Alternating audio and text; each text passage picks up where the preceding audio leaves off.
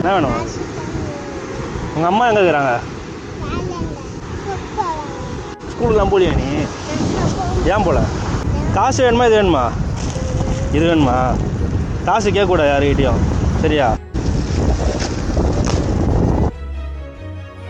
நல்லாதா? ஆ, அங்கே யாரும் இருக்கா? இது ஆயாவா? நீ இங்கே தான் இருப்பீங்களா பாட்டி எப்பவுமே? மரங்கள் வெட்டி போனால் போகும். மற்றபடி மற்றபடி வீடுலாம்? அது வீடு பார்க்கலாமா உள்ள? இதுதான் உங்கள் வீடா? சமைக்கிறதுலாம்?